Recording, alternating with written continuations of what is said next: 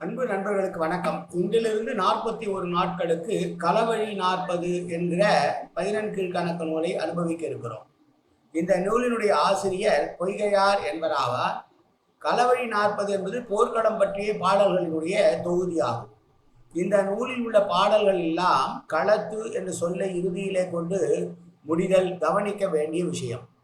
போர்க்கள நிகழ்ச்சிகளை சிறப்பித்துள்ளமையால் இந்நூறு பாடல்களில் களவழி என்றும் பாடல் தொகை அளவினால் 40 பாடல்கள் என்பதனால் களவழி 40 என்றும் அழைக்கப்படுகிறது.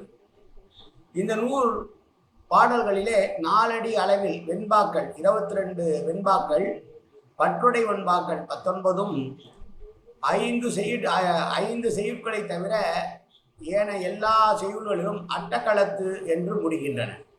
3 செய்யுள்கள், அதாவது 15வது, 21வது, 29வது செய்யுள்கள் பொருதகளத்து என்றும், ஒரு செய்யுள் அதாவது 40வது செய்யுள் கனைமாறி பெய்த களத்து என்றும், மற்றொரு செய்யுளான 35வது செய்யுள் அரசுவா விழுந்த களத்து என்று முடிவு பெற்றுள்ளன.